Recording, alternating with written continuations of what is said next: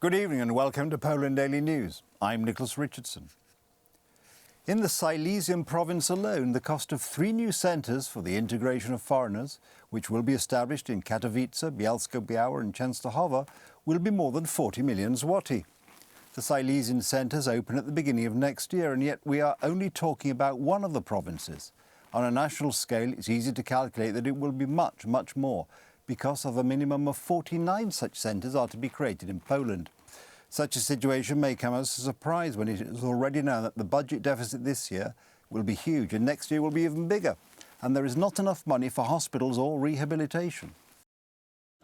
40 million zloty, that's how much the newly established centres for integration of foreigners are to cost, in the Silesian province alone. This was the answer to an interpellation received by MP Grzegorz Płaczek. 3 centres for integration of foreigners are expected to be established in the Silesian province, in Katowice, in Częstochowa and in Bielsko-Biała. The Ministry of Interior admits that up to 49 such centres should be established across Poland. The cost would be around 500 million zloty. Czy my Polacy rzeczywiście chcemy wydawać setki milionów złotych? Do we Poles really want to spend hundreds of millions of zloty on something that clearly does not work? Because if we look at similar centres that have been established in Germany, they have not had any effect. It is enough to see what the situation on the streets is like in Germany and what the issue of migration policy is like in our western neighbour. The Ministry of Interior and Administration said that no one will live in the centres. They are to be used only for service and information purposes. There are no plans to build integration centres for foreigners.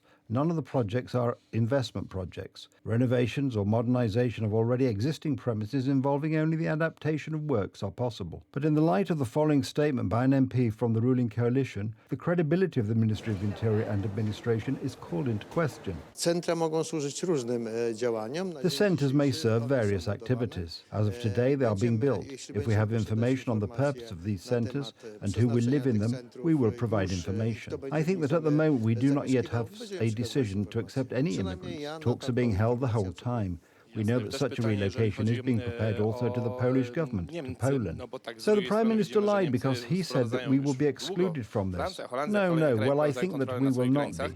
That he will do everything to avoid the allocation, due even to the fact that, as a border country, we have accepted a very large number of people from Ukraine. But at the moment, discussions are going on. It has not yet been decided to accept a certain number of migrants or to allocate them in any place. And yet in Poland, illegal migrants were supposed not to be a problem. Nie będziemy za nic płacić. We will not have to pay for anything. We will not have to accept any migrants from other directions. The European Union will not impose any migrants' quotas on us. Poland will be a beneficiary of the Migration Pact. For the time being, the only beneficiaries are the Germans, who don't want any more illegal migrants and who are transferring them onto Polish territory. W taki to właśnie sposób. This is how it has already happened, and according to my findings, we are approaching 10,000 such cases. Someone has to deal with illegal migrants in Poland, which is why the border guard units recently conducted a huge recruitment drive. Hence the opposition's warnings. Tusk, in order to escape the narrative that he is fulfilling the premise of forced relocation included in the Migration Pact, is allowing Germany to transport illegal migrants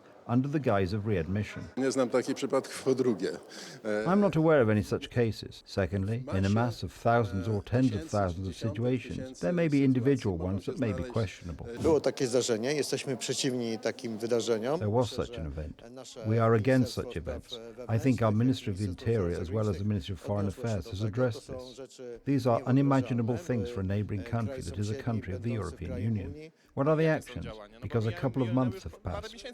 There were summit talks between the Polish Interior Ministry and the German Interior Ministry. There is boundless trust in the Germans among some politicians of the December 13th coalition. We have very good bilateral, regional and national relations at government level, and I am not a person who would suspect that the government of Germany or any other country in the European Union, which is friendly to us, would act without cooperation with the Polish government.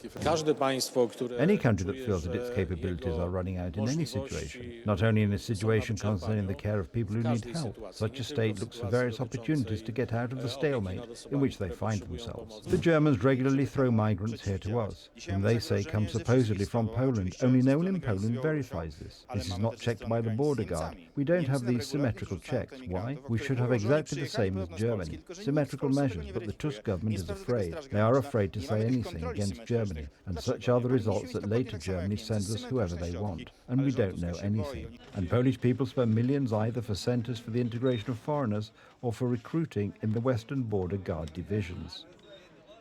Danish naval ships were said to have intercepted and stopped a Chinese merchant ship in the Kattegat Strait between Denmark and Sweden. Officially, no one has confirmed this information, but the fact is that the vessel has been stuck at sea since yesterday and is not moving. According to unofficial information, it is this vessel that is thought to be responsible for breaking 2 telecommunications cables on the bottom of the Baltic Sea.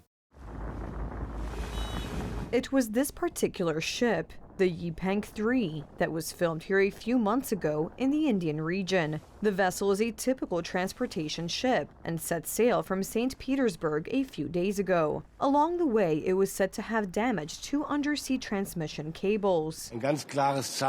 This is a very clear sign that something is going on here. No one believes that these cables were accidentally cut, and I also can't believe the version that the anchor accidentally caused them to be damaged. So we have to conclude, without knowing exactly who did it, that it was a hybrid action. We must also assume that it is a sabotage. This is not the first such case. On one other occasion, also a Chinese vessel broke similar cables, precisely with an anchor, which according to official explanations, was mistakenly not raised and dragged along the bottom. 2 similar incidents in the same area, however, are way too many for it to be a coincidence. The trouble is to determine what really happened, whether the Russians have it figured out with the Chinese, and the Chinese are acting here as part of a deal, or whether the Chinese are acting this way, hoping that it will only cause us to have more conflict with the Russians, given their actions. The problem is that despite the probable arbitrary seizure of the vessel, without Chinese permission, the Danish cannot board it. They can observe it, but under the law, it's illegal to detain the crew in international waters. Brussels does not want to openly comment on the case, mainly because of the country of origin of the alleged perpetrator, accusing the Chinese of hybrid warfare at the service of Moscow could end in a major diplomatic scandal. We cannot attribute this incident to anyone. It would be irresponsible from my side to attribute this, let's say, incident or accident or whatever you want to call it, to anyone. It would be putting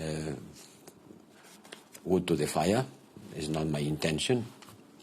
And I don't want neither to relate these incidents with, it seems, the first use of long-range missiles after the authorization of President Biden to the Ukrainian armed forces.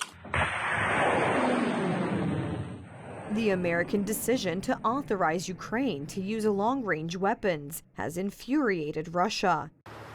According to intelligence sources, the Kremlin was said to have ordered the preparation of a strike against Kiev with an RS-26 Rubiesh intercontinental ballistic missile. That's why, among other reasons, the Americans decided to temporarily close the embassy in Kiev. In the United States, Donald Trump is not slowing down and is nominating more people for positions in his new administration. At the same time, the president-elect wants to fulfill one of his most important electoral promises as soon as possible and is already preparing a plan with his colleagues for the mass deportation of illegal immigrants. This will be an extremely complicated operation requiring extraordinary measures. Billionaire and inventor, and more recently Donald Trump's close associate, Elon Musk, hosted the president-elect in Texas. Together, they watched the test of the Starship rocket, which is again expected to take American astronauts to the moon and revolutionize spaceflight. There, that's the ship that is now going around the Earth. So if you want to maybe get a better view, if you come, let's go. The prospects for conquering space are promising, although Musk's Starship needs further testing. There is also much to do on the ground. Donald Trump is already preparing to fulfill one of his most important election promises. When On day one, I will launch the largest deportation program of criminals in American history. It's going to be the largest deportation of criminals. We're going to get them out of here fast.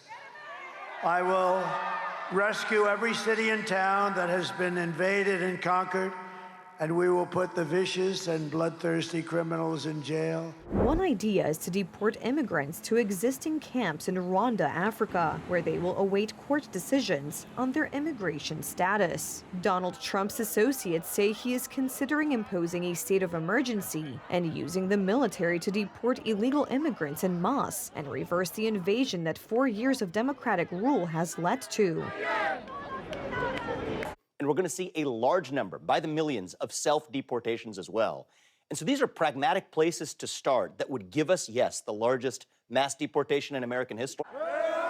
Democrats have allowed up to 11 million illegal immigrants into America without any control. In many American towns, people are afraid to take to the streets. Gangs, drugs, and violence. The effect of Joe Biden's and Kamala Harris's migration policies are frightening. Many people in the United States are really worried about unregulated borders. It creates concerns for U.S. sovereignty. It creates concerns about the migrants coming into different communities with and without legal papers to work. It creates concerns for employers because employers need to have legal migrants who are here in order to hire them, and it becomes very difficult when we have these unregulated migration flows.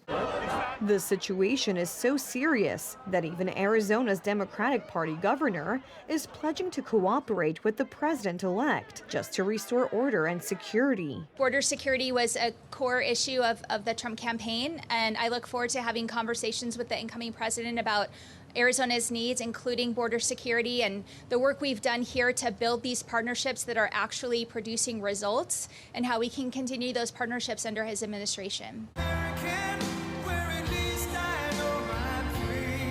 Republicans emphasize that America will remain an open country to immigrants, provided they come there legally. However, before the whole process begins, the president-elect is completing his circle of closest associates. Joining his cabinet as Secretary of Education is Linda McMahon. One of her tasks will be to liberate schools from LGBTQ+ ideology. And billionaire Howard Lutnick, who made his fortune on Wall Street, will become the Secretary of Commerce. In order to accomplish all of that, the president needs an aggressive cabinet, and he has put forward some extraordinary nominees.